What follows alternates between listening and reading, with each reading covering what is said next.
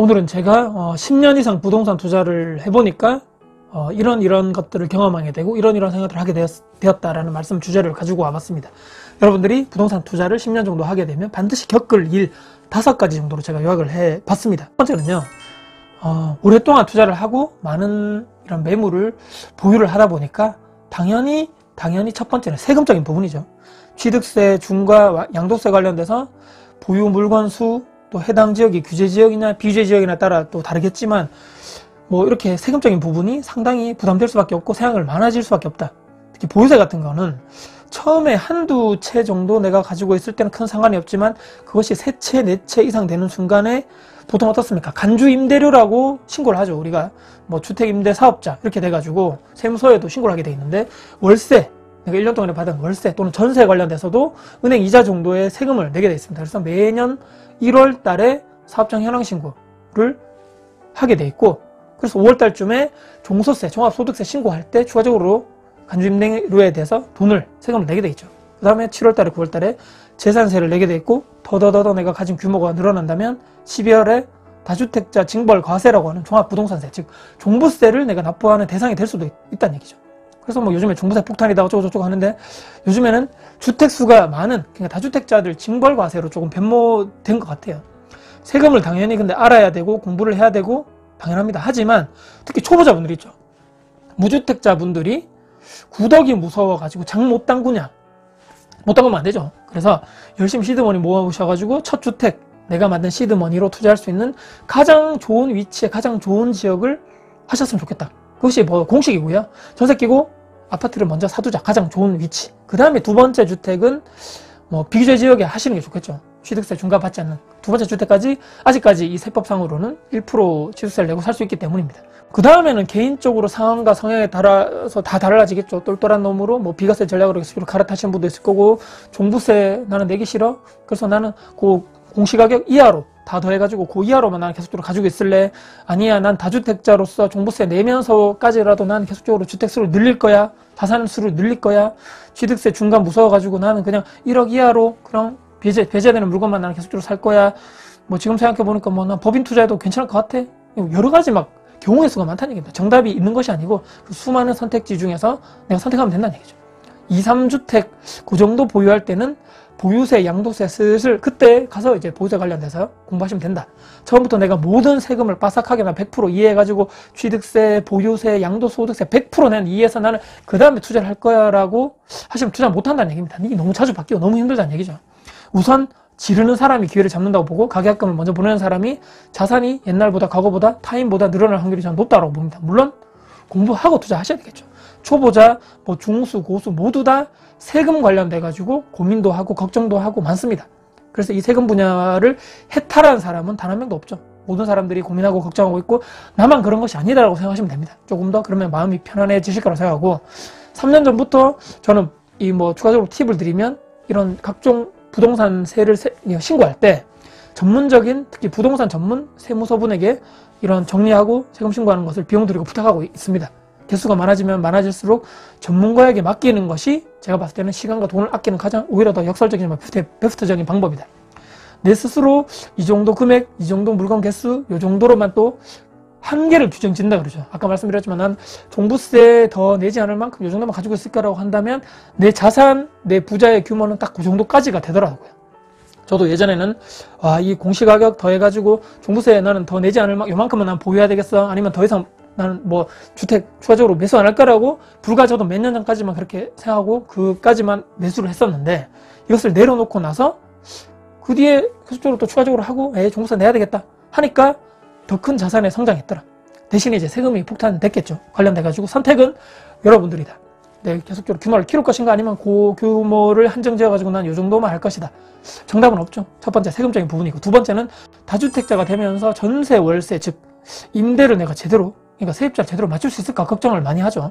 세입자 제대로 못 맞춰가지고 용돈도 별로 없는데 기존에 전세금이 있는데 이거 내가 제대로 다음 사람 맞춰가지고 이 뭐 못 내주면 어떡하나, 또 역전세 나가지고 다음 전세금이 뭐 더 적으면 어떡하나, 난 여유자금도 통장에 별로 없는데 연끌해가지고 여기 집 샀는데, 제 생각이 근데 답이 아닐 수가 있는데, 영상 통해서 제가 항상 강조하고 또 강조하고 중요하기 때문에 반복적으로 계속 말씀드렸습니다.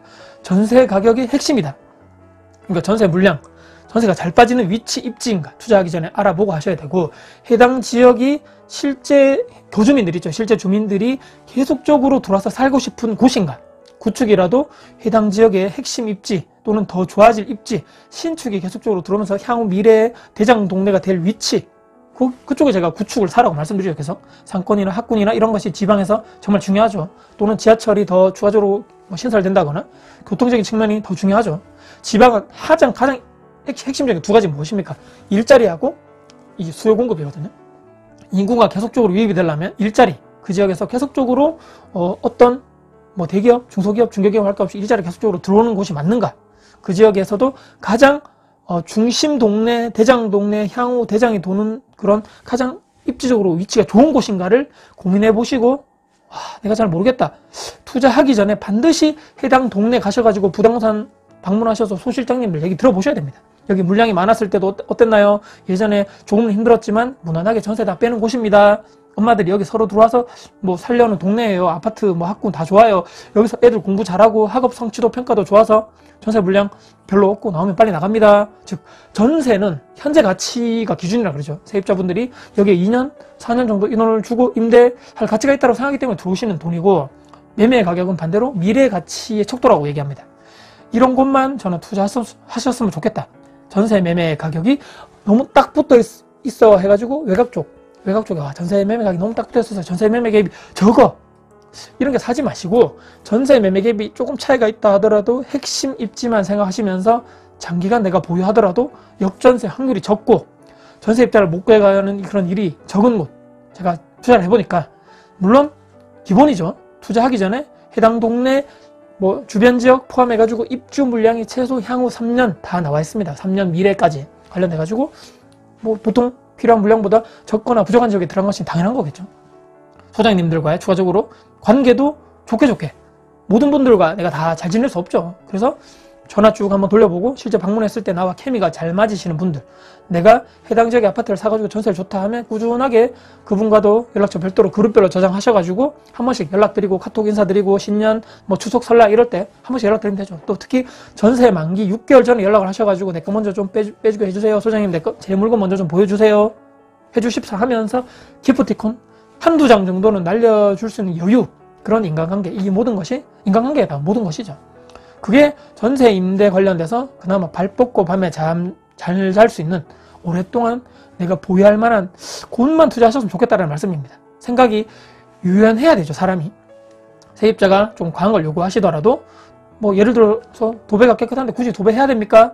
또는 뭐 베란다 쪽에 깨끗한데 페인팅 잘 돼 있는데 탄성 코팅까지 좀 해줬으면 좋겠다고 이런 요구를 하신 분들이 있겠죠. 그러면 원하시는 거 해드리고, 몇십만 원 때문에 기분 뭐 나쁘게 또는 타이밍 놓쳐가지고 사람 놓치시지 마시고, 대신에 계약서, 특약사항에 정확하게 기록하시면 됩니다. 사진도 잘 남겨두시고 깨끗하게 잘 써달라, 임대인으로서 요구를 확실하게 해주시면 된다는 얘기입니다. 이사 나가실 때 뭐 이런 사진 뭐 비교 분석해가지고 내가 최종적으로 확인하고 전세금 내드리겠다고 하면 되죠. 유연하지만 집주인으로서 빈틈없는 임대인의 그런 모습을 보여주시면 좋겠다. 두 번째. 세 번째는요, 언제까지 시세 차익형만 내가 해가지고 공격적인 투자를 해야 되나? 나도 월세 받고 싶어. 월세 수익형 부동산에 관심이 슬슬 이제 10년 정도 이상 해보면 월세 수익형 부동산 쪽으로 슬슬 관심이 가는 것은 10년 안에 무조건 오게 돼 있습니다, 여러분들.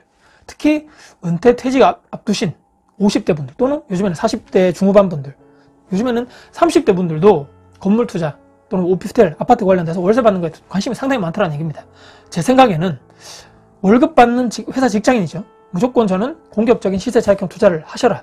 대출이 요즘에 많이 막혔기 때문에 핵심 입지의 아파트를 전세 끼고 미리미리 사두시는 전략이 좋다고 보고, 그리고 그 뒤에 퇴사 한 3년 정도 남았다 내가 조금씩 월세 수익형 공부, 건물, 원룸, 상가주택, 또 상가도 마찬가지고 오피스텔, 아파트 등등 해서 공부를 내가 하셔야 됩니다. 종목들이 워낙 많기 때문에. 특히 요즘에 보유세가 늘어나가지고 그것 때문에 퇴사하시는 분들 재취업하시고 그 세금적인 걸 마련하시기 위해서 공공근로 하시고 또 보유 있는 아파트라든지 또는 부동산 매물을 매도하시는 분들도 많다는 얘기 들었습니다. 퇴사 시점에서 내가 멈출 줄도 알아야 됩니다. 계속적으로 공격적인 투자할 수 없다는 얘기죠. 그것도 용기가 필요하다는 얘기고, 언제까지 공격적인 투자 힘들죠. 슬슬 내가 방패를 이제 마련해야 됩니다. 그렇다 해가지고 월세 수익, 시세 차익이 없다는 거는 아니죠. 두 마리 토끼 잘만 하면 다 잡을 수 있습니다. 근데 둘 다는 무조건 처음에 시작부터 나는 시세 차익도 되고 월세 수익도 좋은 거를 하고 싶어요 라고 욕심을 그런 것은 좀 버려두시고 내려놓으시면 좋을 것 같고, 언젠가 내가 회사를 나오는 월급 없는 인생을 확정이 돼 있습니다. 미리. 그것을 내가 대비해가지고 부동산으로 월급을 내가 받는 현금 흐름 구조, 그 시스템, 회사 나오기 전에 무조건 만들어 놓고 나와야 됩니다. 단 지방 오피스텔이라든지 분양형 호텔 확정 뭐 수익 보장, 확정 수익 상가, 확정 임대 물건 등등 이런 확정돼 있다, 이런 것들 있죠. 하지 않으셨으면 좋겠습니다. 100% 하기는 좀 그렇지만 99.9%가 사기, 그런 거 있으면 저한테 오지 않죠.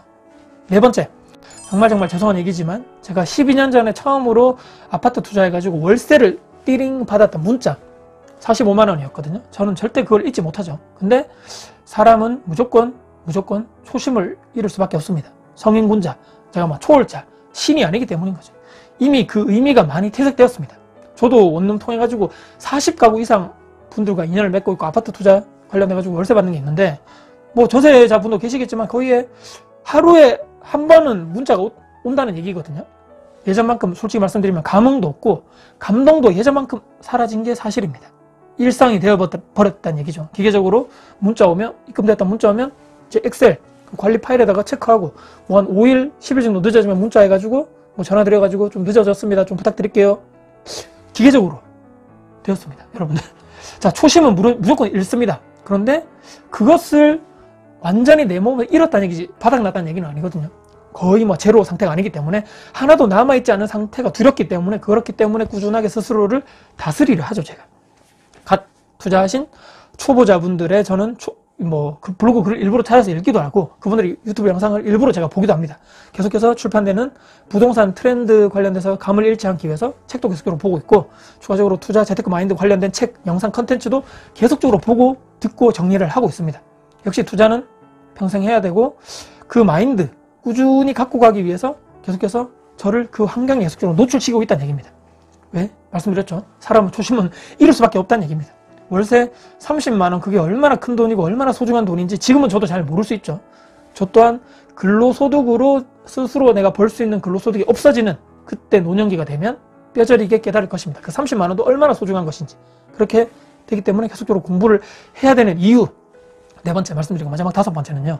네 번째가 좀 이어지는 내용인데, 이 부분은 근데 저만 그럴 수도 있고 대부분은 아닐 수도 있는데, 10년 정도 투자를 하다 보니까 이런 단어가 조금 제 머릿속에 나오더라는 얘기입니다. 나눔, 뭐 같이 성장하는 거, 선한 영향력, 소통, 슬슬 이렇게 눈에 띄고 제 뇌에 박히더라는 얘기입니다.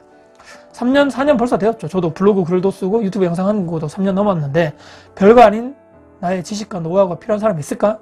나누고 싶다. 타인을 도와주고 싶다. 가족들, 뭐 지인, 친구, 친척들, 뭐 도움 필요하신 분들, 먼저 요청하신 분들은 많이 도와드린 것 같고, 또 좋은 영향을 좀 끼치고 싶다, 성장시키고 싶다. 하지만 그게 그 컨텐츠 기획, 제작, 촬영, 이렇게 유튜브도 마찬가지죠. 블로그 글, 가장 성장하는 사람은 역시나 내 자신이더라.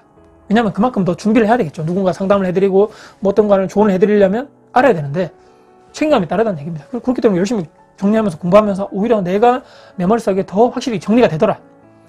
에이, 돈 벌려고 하는 거지, 이건 너무 유튜브 뭐 하는 거 유명해지려고 하는 거지, 아니라고 제가 말 못하죠. 어느 정도 보상도 있어야 되고 당근도 필요하다고 말씀드립니다. 나 같으면 근데 그런 뭐 10년 정도 투자한 노하우나 이런 걸 영상이나 블로그 글로 알려주지 않을 것 같은데 왜 알려줍니까? 라고 하시는 분들이 있을 것 같은데, 이미 제가 예전에 말씀드렸습니다. 세상의 모든 아파트, 모든 물건을 제가 혼자 할 수 없죠.